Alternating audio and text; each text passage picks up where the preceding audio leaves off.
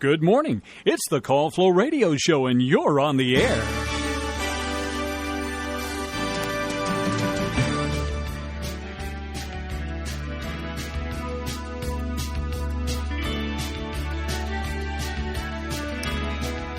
Well, good morning, everybody. Happy Wednesday to you. Hope you had a wonderful Valentine's yesterday, whatever you may have planned, even if it was a nice, quiet day to yourself. I hope you had a great one. Anyway, where are we? We're the 15th of February. That's where we're at. It's the 46th day of the year. Of course, it's Wednesday, and that means Chris Wood is with me, and so we'll have a recipe of the week for you a little later. Actually, we got a call right at the start, so let's jump in with that. That's good. Yeah. Morning, you're on the air. Good morning. Oh, I'm glad to hear you this morning. I'm sorry, I missed you yesterday. I don't know if I missed any Buckingham news. Nope, not yesterday. Not a thing. No, okay. Well, there was a lack of love from Buckingham on Monday. We had the Gold Mining Committee, followed by the Board of Supervisors, and it was pretty appalling. I know that the committee wasn't on YouTube, but a citizen did video it, so it may be available if anybody wants to know. But the Board of Supervisors, I got up to make my comment. I was quite disheartened and disgusted by the whole thing, and after I made my comment, I just left. I couldn't bear to stay any longer, and I haven't looked at the video. But if anybody wants to, it's always available. Okay. Well, Jordan, of course, from the Board of Supervisors, Jordan Miles will be with us tomorrow, and we'll talk about the meeting. Yeah, he should be embarrassed, but I don't know if he is. But at any rate, I hope you have a good talk with him, and I hope he's honest. Well, we'll see what happens tomorrow. Of course, we do open it up after Jordan and I talk for a few minutes, so we will open it up if people have questions for him directly. Yeah, well, that would be good. I'll let my friends know that. There's some people that are taking the time to listen to you, and I really appreciate what you're doing. I loved that Farmer's Almanac this morning. That was so good. I do know that the Buckingham Library was giving out packets of seeds if anybody wants to go there to get some seeds. Nice. Hopefully they still have some, yeah. Yeah, they might. They it's did that the last time. year. I'm not Yes, sure about it is the time. Yeah. If you were growing peas, they ought to be in the ground already. Seriously? You're right. Yes. Peas go in mid-February. Valentine's, that's right. It's the first crop in the ground. Good. No, I didn't do it. Did you? Did you? Yeah. You did? Peas are in. You got yours in. Oh, good. Oh, jeez. Peas are in. Okay. Christopher. Yeah, but, more and more I've I become know, but dependent on my vegetable garden more and more. Yeah, that's true. Well, that's smart. Yeah. We all you need have to do, you've doing got that, those don't peas we? in. Well, that's right. When the second greenhouse is built, then I'll be into overdrive. Wow. I'll come and buy some produce from you. How's that? Well, if I had it to sell, I would say you'd be welcome to. But over the years, I have honed down to exactly what I need for fresh and then canning to get through the winter. So there's usually, honestly, Chris can attest to this because I used to bring them tomatoes and stuff, and they're like, you don't bring any produce anymore. I said, I don't have any to give. I have honed down because I just have 16 raised beds fenced. And so everything rotates and grows through there. Wow. And, so it's well, we can learn from you. Absolutely. Let's do a seminar at Chris's place. Oh, Lord. How about that? I'll figure out where I'm going to work that in. Well, thank you. I really appreciate it. We're glad you called, and we will see what the conversation brings tomorrow. Yeah, I'll tune in for sure. Okay. Take care and have a great day. Thank you. Same to you. Bye-bye. Well, that's kind of sad to hear. We'll see what what comes of the discussion tomorrow, what others may have to say on the meeting. So it's show week for me at Longwood, so I don't have time for that. Not this week. Anyway, it is the 15th of February, 46th day of the year, 319 left if you're one of those people who likes to count. There's probably people out there. History. I just take it one day at a time. One day, that's it. Just one day at a time. I learned that's it. You know what? Yeah, Tomorrow. It's overwhelming. Well, it's funny because I keep in the back of my head, I hear Humphrey Bogart, the famous line in Casablanca. Mm-hmm. Well, what are you doing tonight? I never make plans that far in advance. That's right. So, 1764 is where we will start. The site of present-day St. Louis, established by Pierre Lasalide and Auguste Chouteau. And now it's St. Louis. 1879, President Rutherford B. Hayes signs a bill allowing female attorneys to argue cases before the Supreme Court. Oh. I'd be surprised there were that many female attorneys in 1879. But there had to be, obviously, or Obviously. why make a bill? 1898, the battleship Maine mysteriously blew up in Havana Harbor, killing more than 260 crew, and of course, bringing the U.S. very close to war with Spain. I think since they have proven that it was not sabotage, it was not a thing. It was An accident. more an accident and just error from, storage of things on the ship. Right. Spontaneous combustion, maybe? Uh, Something like that? Something akin to that, yeah. Fairly large jump. We go to 1933. President-elect FDR escapes an assassination attempt in Miami that mortally wounded Chicago Mayor Anton Cermak. Gunman Giuseppe Sangara executed about 4 weeks later. 1944, Allied bombers destroy the monastery. Yeah, at Monte Cassino. That was a big mistake during the war. Of course, they really believed the Nazis had taken the monastery and had it as a base of operations and headquarters, and the Nazis had not. Oh. And so a lot of innocent people got killed. It was pretty terrible. 1950, Walt Disney's animated film Cinderella made its premiere in Boston. 1961, 73 people, including an 18-member figure skating team en route to the World Championships in Czechoslovakia, killed. The crash of Sabena Airlines Boeing 707 in Belgium. That's sad. That is sad. 1965. Nat Cole died at home in Santa Monica, just 45 years old. There's a guy, when you really read about his story, it's so heartbreaking.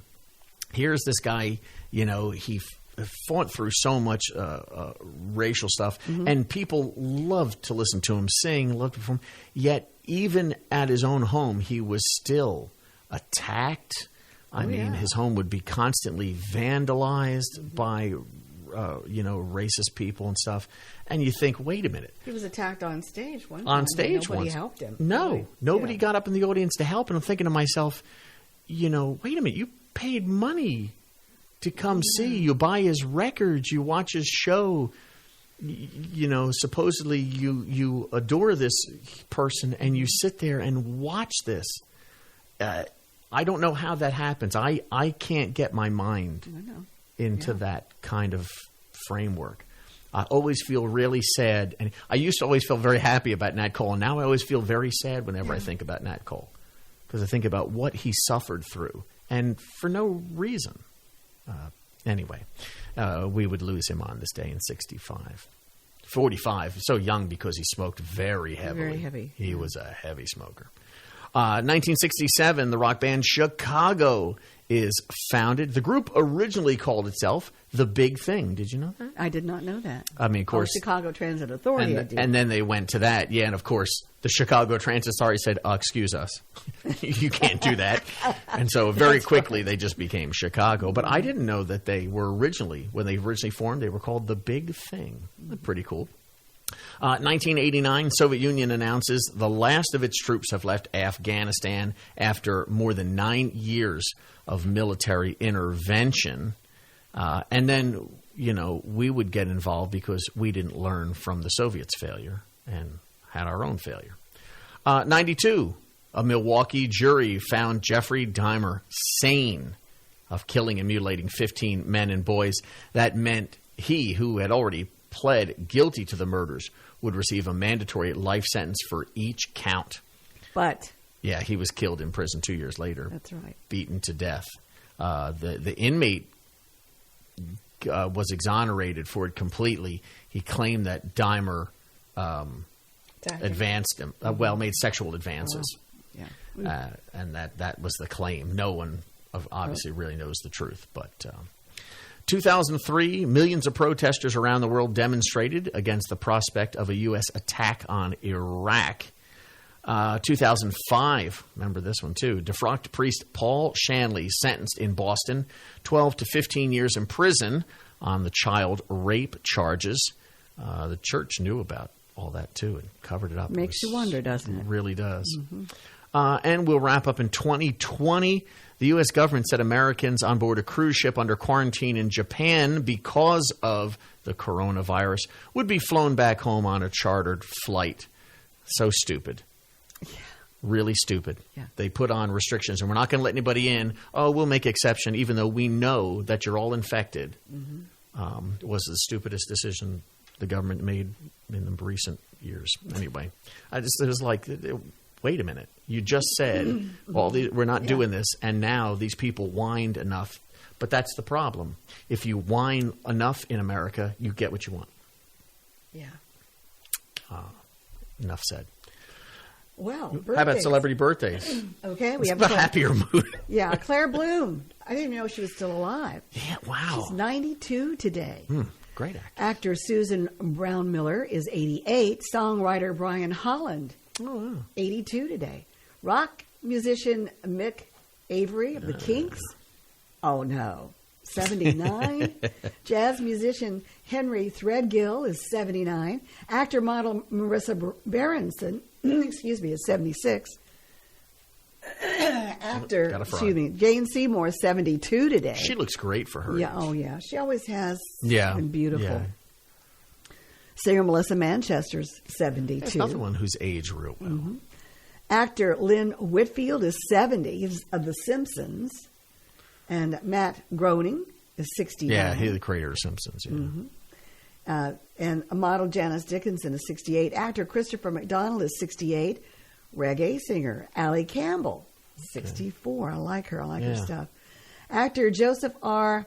Gunniscoli. Yeah, Gunniscoli. Yeah. Is 64. Musician Mikey Craig of Culture Club, 63. College and pro football Hall of Famer Darryl Green is 63 today. Let's see. Actor comedian Stephen Michael Quesada is 60. Michael Easton, 56. Excuse me. Latin singer Gloria Trevi is 55. Anybody else over there, Christopher? Oh, let's see. Oh, Alex Borstein. She's pretty good. She's 52 today. And who else? Yeah, I don't see. Some young rockers bands I don't know of. Gold medalist swimmer Amy Van Dyken Rowden. She's hits the big 5-0. So congratulations, kudos to her. Yeah. Well, today, the 15th, shouldn't be a surprise since yesterday, Valentine's, Singles Awareness Day. Yeah, so yesterday we celebrated couples. Today we celebrate singles. The fact that there's nothing wrong with being single. And that, of course, is the day after Valentine's, a way that there are benefits if you're single. So that's what celebrate today. Today's the day for the single folks. It's also National Flag of Canada Day. It was the day that the Maple Leaf flag adopted as the Canadian national flag. National Wisconsin Day. Of course, the day that Wisconsin becomes a state to our union. And it's National Gumdrop Day. You like gumdrops? I don't like gumdrops. Not at all? No. I don't like the consistency of them at all. The gummy? No. The gumminess? No. Well, of course, how do you celebrate? You eat gumdrops, of course, is today. I think more gumdrops are probably used making gingerbread houses than are probably actually eaten. Yeah. But right. It's also, never heard of this, International Angelman Day. So every year on the 15th, it spreads awareness for a rare neurogenetic disorder called Angelman syndrome. It encourages us to better understand the condition and the necessity for more research.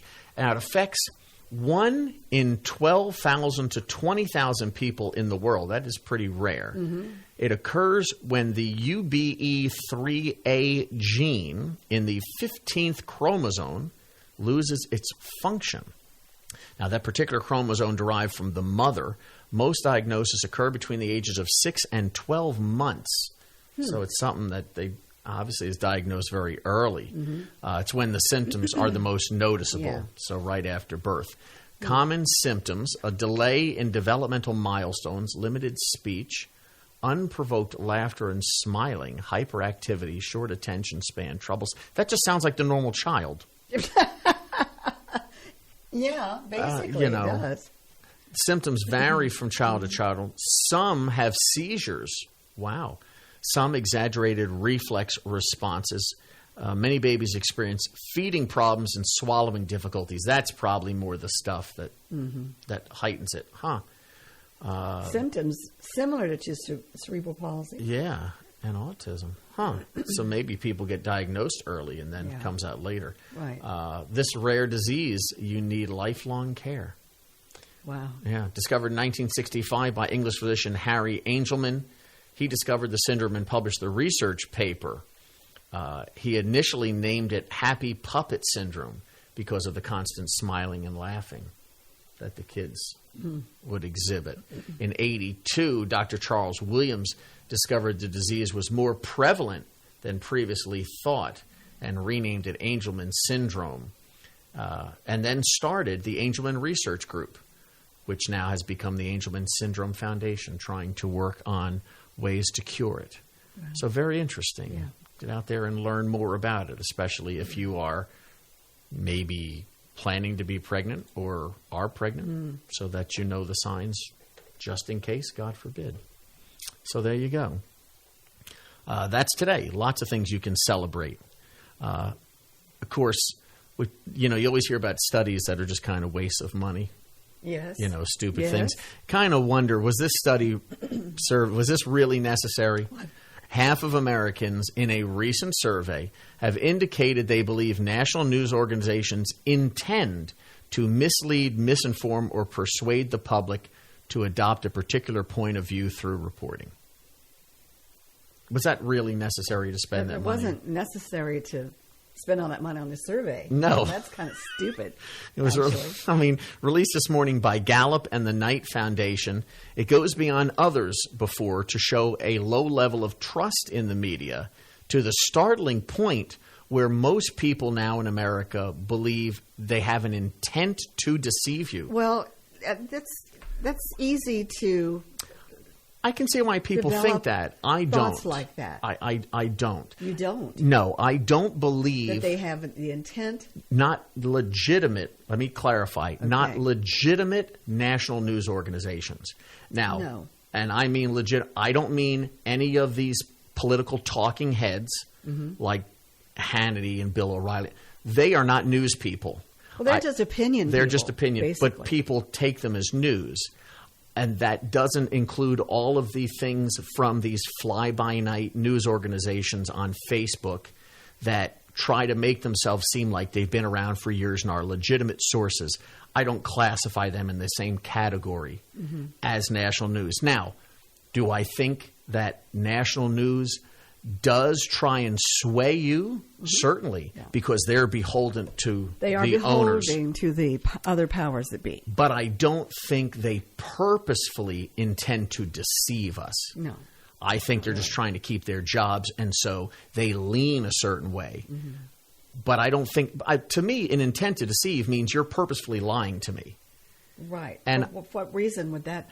Yeah, I don't think that. I can understand how most people would, but I think that comes out of the fact of social media and what I would classify as fake news, and that is the political talking heads, whether they're on Fox, MSNBC, CNN, I don't care. Take your pick, whichever you like.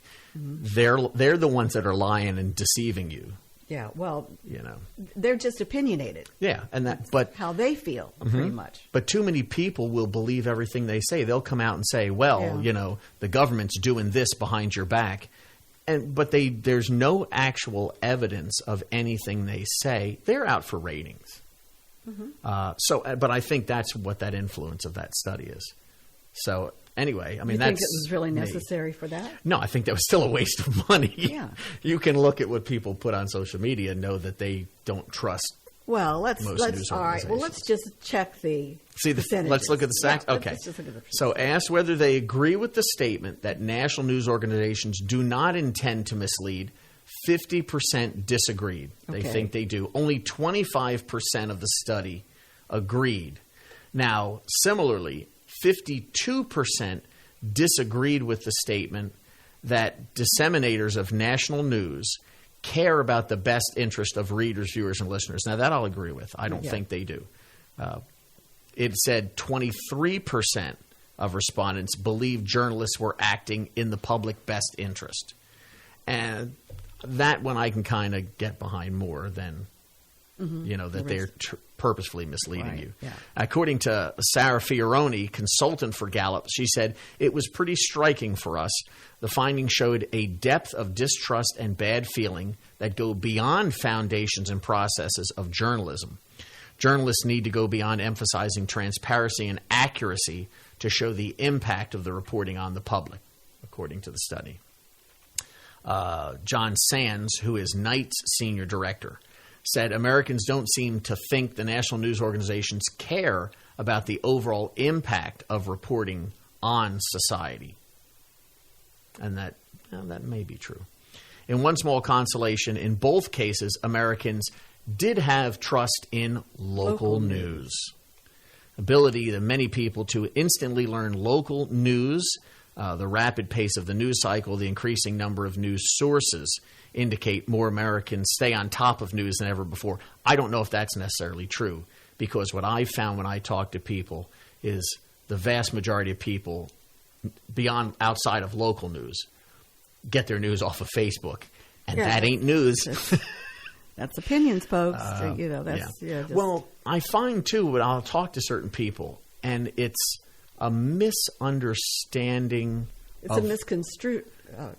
Misconstrue a lot of what they see. Yeah, but they'll see something that looks very legitimate on social media and think it's true.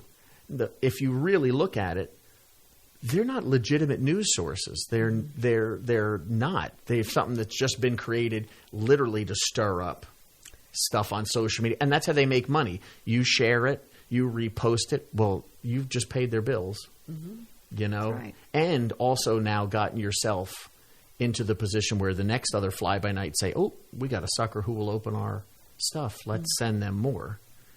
That's how they make their money. It's not a scam, but it comes awful close. Pretty close. It comes awful close. It does. Close, yeah.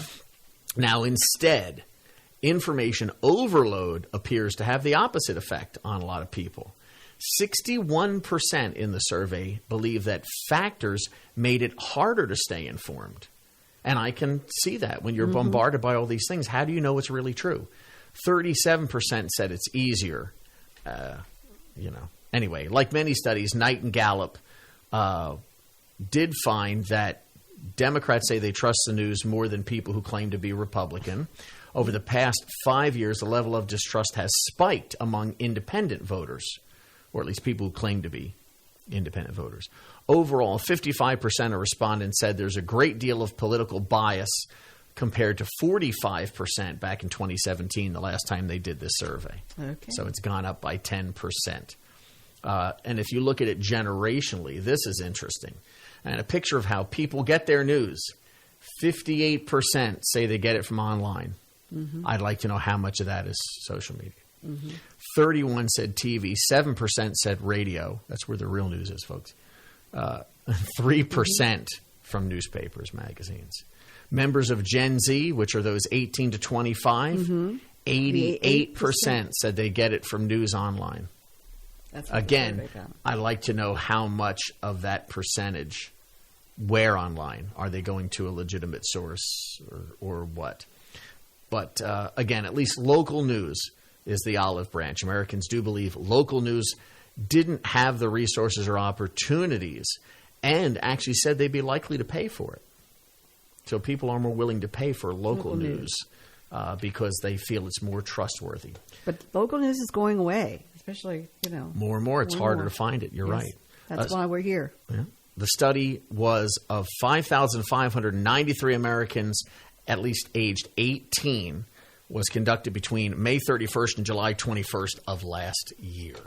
So that's the latest survey as far as that goes. And we got to do our goodies at the top of the hour. I'm sure there are people out there whose mouths are watering, wondering what delectable dish you have for us in our recipe of the week. Oh, it's a good one. Well, we got a little business we got to do before that. Of course, your weather is up first. It's brought to you by the Bank of Charlotte County. Hello, I'm Stuart Wilborn, manager of the Bank of Charlotte County Loan Office in downtown Farmville. With over 30 years of banking experience, I'm here to help you finance your commercial, agricultural, or personal project. Give us a call at 391-1136 or stop by our downtown office at 216 North Main Street, where you'll find old-school personal assistance with attention to detail. The Bank of Charlotte County, giving you more for your banking needs. Member FDIC and Equal Housing Lender. All right, cloudy. It's supposed to turn mostly sunny. Hopefully it'll happen sooner rather than later today. Looking for highs in the low 70s. Southwest winds 6 to 14, gusts as high as 23 miles an hour. Tonight, cloudy, lows in the mid-50s. Southwest winds hanging around 5 to 11. Then, tomorrow, just a 20% chance of some showers. That's all supposed to happen in the morning, finish sometime midday. Mostly cloudy, highs in the mid-70s. Yeah, not too bad temperature-wise. South winds 6 to 16, gusts up to 26 miles an hour. Thursday night, 70% chance showers likely until the early morning hours. Mostly cloudy with lows right around 60 degrees. Southwest wind back about 14 miles an hour, gusts up to 23. And then for Friday, 80% chance of rain through the mornings, ending sometime in the early afternoon. Highs in the low 60s. Southwest winds still there, 15 miles an hour. In the afternoon, they'll switch to the northwest and could gust as high as 24 miles an hour. So little blustery days coming up here. Yeah, well, I found that February is, March is supposed to be the windy month, right? Yeah, but February. February is starting to get a little bit windy as well. Yeah. Well, at least we've gotten, knock on wood here, we've gotten pretty lucky. Mm-hmm. I mean, the almanac's very right. We're up on precipitation like they said they would be. They said temperatures would be about normal, and they have been. If anything, they've almost been a little bit warmer. Oh, yeah. Or, with the rainstorms coming through. Let's see. Right now, humidity is at 80%. Barometer dropped a little, 30.12 inches. Wind currently out of the south about 3 miles an hour. It is still overcast outside. Temperature bumped just a tad, 47 degrees now here outside of the Flow Studios. Your weather this time brought to you by the Bank of Charlotte County. That includes branch locations in Phoenix, Charlotte Courthouse, Keysville, Brookneal, and the loan office right here in downtown Farmville. All right, time for today's edition of the Birthday and Anniversary Calendar. It is brought to you today by Terry Atkins Wilson, PC. I don't think you got too many today, do you? Just two. Well, we've got a couple. For literally. For today. Literally Freeman Fox is celebrating today, so we wish him a happy birthday. Also, on this date, we've got Amy Williams celebrating a birthday. So that's it. No anniversaries to tell you about. That's going to do it for us. We hope everybody out there celebrating, whether we know it or not. Hope you have a wonderful day today. The law office of Terry Atkins Wilson, PC, is located at 117 North Main Street in downtown Farmville. With deep roots in Farmville and our surrounding communities, Terry and her legal staff specialize in real estate law, wills and trusts, business formations, and collections. Experience and professionalism are extended to every customer in every case. The needs and concerns of every customer are their primary focus. If you have legal needs, contact the law office of Terry Atkins Wilson, PC, for a consultation at 434-392-1422. And that is going to do it for this morning's edition of your birthday and anniversary calendar. It's brought to you by Terry Atkins Wilson PC. Remember, for the right legal advice, go and visit Terry Atkins Wilson there on Main Street in Farmville. And remember as well, if you have names you want to get on the birthday anniversary calendar, simply email them to us at birthdays@wflo.net. Or, of course, you can mail them to 17 West 3rd Street. That's Suite 2, of course, Farmville, 23901. We'll get it on the list and tell everybody. All right, pencils in hand, students, because it's now time for your recipe of the week. All right. This one is another one of those comfort foods that we all love, except for Francis Wood. Uh-oh.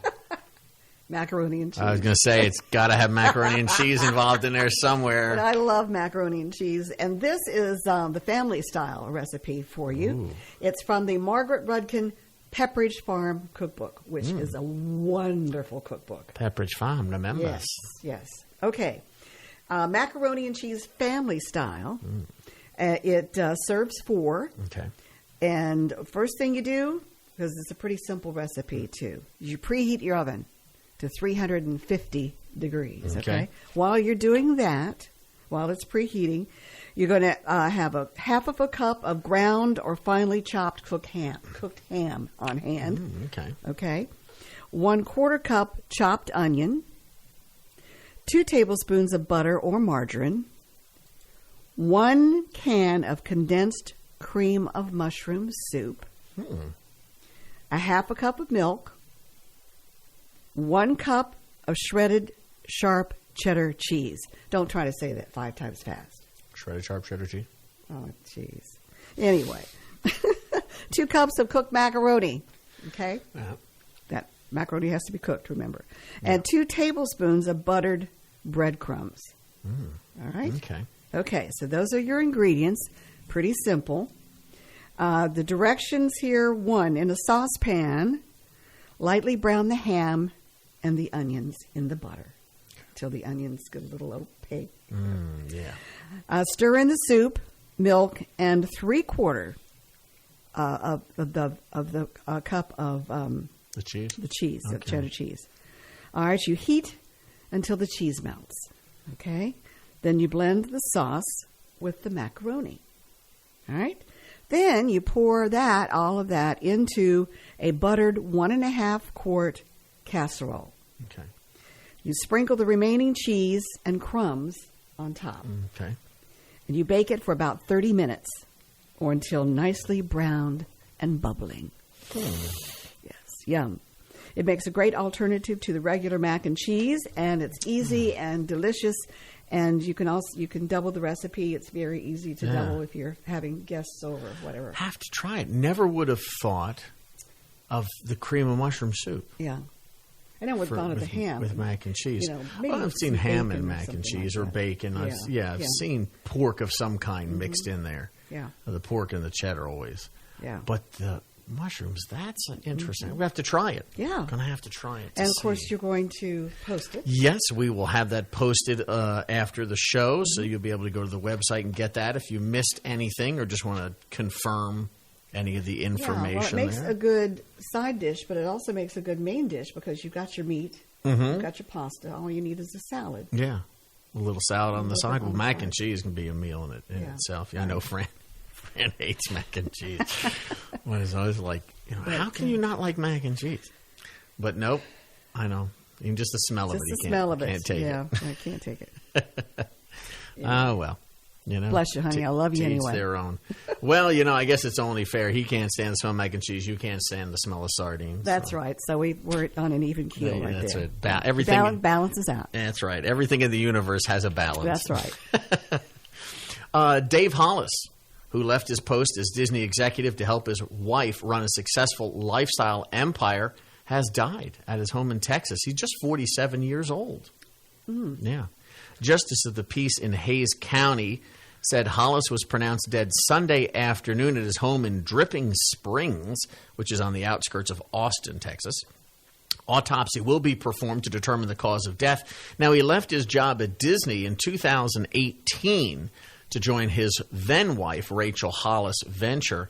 The parents of 4 moved from L.A. to Texas, collaborated on live streams, podcasts, and life-affirming conferences. She announced on Instagram in 2020 that they were ending their marriage. I know he wrote a book. I believe it was all part of that thing when he was with his wife. Yeah, the bestseller "Girl, Wash Your Face." Mm-hmm. So it'd be interesting. 47. You kind of got to. I mean, nice looking guy, young guy. Mm-hmm. At 40, he wasn't a Disney executive particularly long, but I think that's where most people would remember him from. Right. This is, I find, slightly disturbing.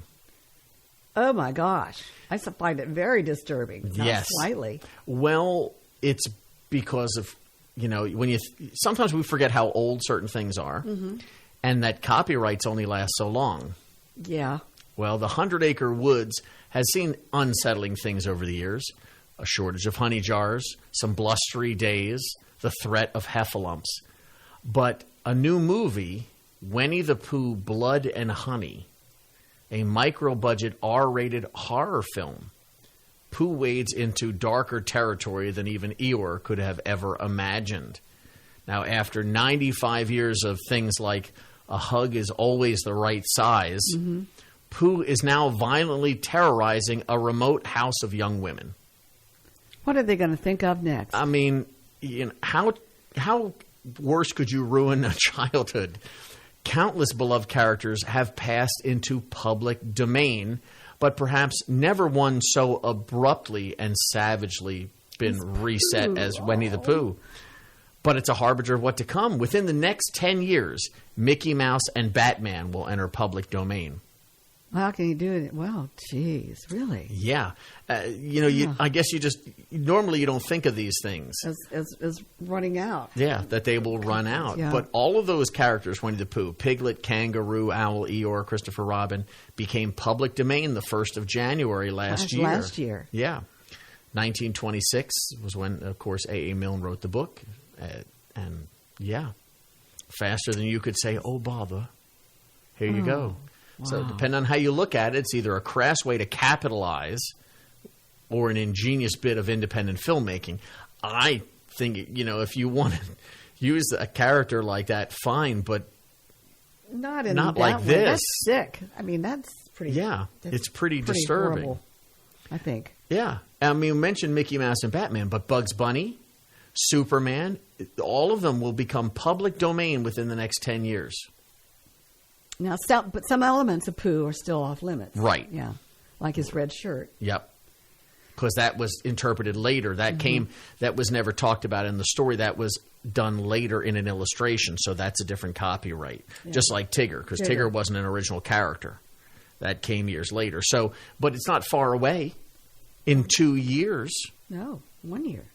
Well, 24, next year. Well, I don't know if it's the January 1st of next year or at the end of next year. But, 2024 at some point, they open up. So next, January 1st, circled, Steamboat Willie, their first Mickey Mouse, becomes public domain on January 1st.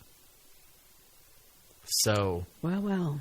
Yeah. I mean, and like I said, I can see, hey, people love this stuff. We can now use it and make money off it. Fine.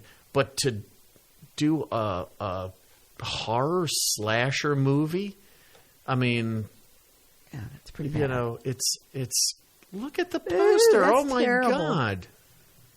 Winnie the Pooh, Blood and Honey. I tell you what, that looks traumatizing to me. It really is. Oh. Well, wait a minute. Oh, no, that's from the Christopher Robin movie. Because I was going to say, hang on a second, that's Ewan McGregor. They threw that picture in there, I guess, just because the story on Winnie the Pooh. Right. Yeah, I mean, that's how I wonder how other people, how they feel. I mean, copyrights obviously can't last forever. That's right. It just can't be. But, how does somebody doing something like that strike you?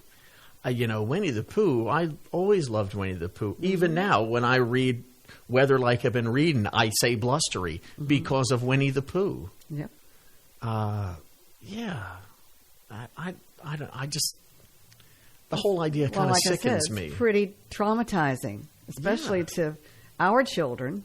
who grew up on this That's stuff. right. Yeah. I know. It's sick. It really is. It kind of, you got to have a certain really twisted mind to say, And, how many people are going to go see it? That's the thing. that will be the curious thing Yeah, that now. will be It very is an curious. independent film, so it's probably not going to have a major release. But if something like that was released majorly, now I'd be curious to see what are the ticket sales? What kind of money did that bring in? Because all it takes is one to do real well. And then you know what happens. Oh, yeah, They they all- got a series. Yeah, they all jump on board, and next thing you know, especially public domain, because then anybody franchise, can use it whatever. and do whatever they want with it. Yeah. That's kind of, I think that treads on some terrible, you're ruining people's I know. childhoods and nostalgia and wonderful memories. I won't go see the picture, of course. No course way not. in the world. No. It's just disgusting. Anyway, get away from that. Go away. Go away. That's right. Go away with your craziness ideas. Well, of course, Southern California had its own kind of fun, medieval fun, in a sense of the word. From Queens to Nights, actors at the Southern California medieval-themed dinner theater, they left the castle. Oh, my. Yeah. Like Elvis left the building. Exactly. They trotted on out. Mm-hmm. The Orange County Register reports that yesterday, about 50 performers and stable hands went on strike at Medieval Times. That's just about 30 miles southeast of Los Angeles. Actor Aaron Zapcic said the dinner theater where audience members feast on chicken and watch jousts in California's Buena Park has been flying in replacements to cover the gap since the strike started on Saturday. The actors say the company has blocked efforts to raise wages and improve their safety. Come on, people. Yeah. A company attorney said only 2 meetings were held before the union decided to go on strike. The show will go on. They're bringing in people to do it. You ever gone to one of those? Isn't there one outside of Richmond, near Richmond, that does that? Like a medieval dinner? The only, I thought. I don't know, Stanton has the Shakespeare Theater. I know that. Yeah, but I thought there was a place. I don't know. I thought there was a Maybe place somebody like out that. there knows. Yeah, where you sit and feast on chicken legs and whatnot. You watch the joust as if you're the king sitting Yeah, there. sounds like fun. I think it could be interesting. Of course, all of the actors are part of the American Guild of Variety Artists. You mean I could go in there and audition? Well, you'd have to join the Artist Guild. You have to pay your Yeah. dues, and just like all actors, Right, the Actor yeah. Guild, they're part of the Variety Artists. Oh, Guild. I was thinking about the people who were acting for the ones that were striking. I don't know. They probably. I don't know. I mean, if they. I don't know what the regulations would be. I would think that they would also have to be somehow part of some acting guild, acting troupe, or something like that. Julia McCurdy, who plays the Queen regularly, says many actors have been injured on the job. She said, I've seen lots of knights get carried away in an ambulance. And these people could go work it in and out and make $25 without hurting themselves. So that's why they're asking, apparently, for more pay. It's kind of hazardous work. Yeah, I'm sure it is. Medieval Times You're jousting. operates 10 dinner theaters, including Atlanta, Chicago, Toronto. I don't know why I was thinking there was one like that here. Could be Maybe it's just not a We just don't Medieval know that. Times. Right. Maybe it's something else. something else. I don't know. We've still got 8 minutes. If you want to give us a call, tell us your opinion on any of these stories that we've had or anything else. Yeah, the numbers. Yep. 434-394-0924. Give us a call. Do have the one other story. Brilliant conductor and music director Daniel Barenboim. No one was more surprised by himself at the impromptu homecoming at Milan's Teatro alla Scala. Last-minute substitution just 2 weeks after he formally stepped down as the Berlin State Opera's music director after 30 years. He's 80 years old. He looks great for 80 years. Got a nice smile. Yeah, 80 years old. Conductor, pianist got a call at 7:15 in the morning Sunday an unexpected invitation to conduct 3 Mozart concerts. Daniel Harding, who was set to conduct those, had to cancel for family reasons. Now, by Wednesday, Barenboim left his Berlin post for health reasons and was running rehearsals at La Scala, the classic opera theater there in Milan. He worked there for nearly a decade as chief visiting conductor before becoming a musical director. Now, of course, he says it's very touching to be asked to come back. No question that his health remains his chief concern. Diagnosed at what has only been described as a serious neurological condition. That's all they're saying about it. He does move slowly, takes his time when he stands up, but people who've watched him in rehearsal say his energy, as soon as he picks up the baton, it's like a whole different music will do Strike that. of lightning comes Yeah, down. tell you what. Despite the illness, he's determined to inhibit the conductor's podium as much as possible, even if he has to do it sitting down, which he did at a New Year's concert in Berlin and may do at Milan. He says, we'll just take it day by day. That's right. That's Yeah. what you do. Yeah. He says, I know I'm expected to say this illness has changed my life. No. He said, things that were important to me as a musician before are still as important, and things that were not important are still not important. I can't say I feel perfectly, but I feel well enough to conduct tomorrow, and I hope Thursday and Saturday. The next we'll see. There's the attitude to have. You got to have that attitude. That's it. Now, of course, the piano is another matter. He's only performed twice publicly in the last year. So whether or not he plays in private, he keeps his own business.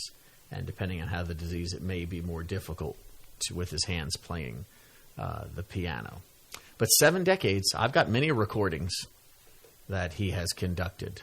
And certainly a towering figure in the world of classical music and opera.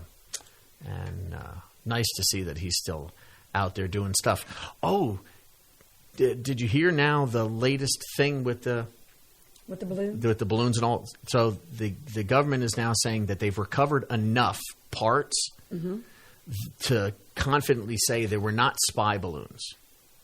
They're not sure what part of Chinese program they're from. They were pretty sure they were not spy balloons. Oh, okay. They're definitely Chinese. So we'll have to see about that. And the other one that I thought was very interesting is actually a University of Richmond story. Haven't heard it on the news, didn't come across AP, but I found it here. Now, Robert C. Smith is suing, or plans to sue, I should say, the University of Richmond. Smith is a Richmond lawyer who graduated from the law school. He's the great-great-grandson of T.C. Williams, one of the school's earliest and most prominent benefactors. Right. Now, up until last year, the University Law School was called the T.C. Williams School of Law. That's right. But in September, that ended. The board at the university unanimously voted to change names. That is, the whole idea was that they were taking people's names off all buildings on the university. Everything was just going to be whatever building. So there would be no naming of buildings after former professors or benefactors or anything like that. Now, Williams, who's a graduate and trustee of the university, his family donated $25,000 to fund the law school following his death. A wealthy 19th century businessman there in Richmond. He owned several tobacco companies. Well, his grandson is now saying if you take his name off the building, you need to give the money back. That's not the way donations typically work. That's right. Indian giver. Yeah. He said the University of Richmond wouldn't exist but for the benevolence of my family. I think that might be stretching a little bit. He says also the current value of the gift is $3.6 billion, and that's how much he wants the university to pay him. 3.6 Billion with a B, yep.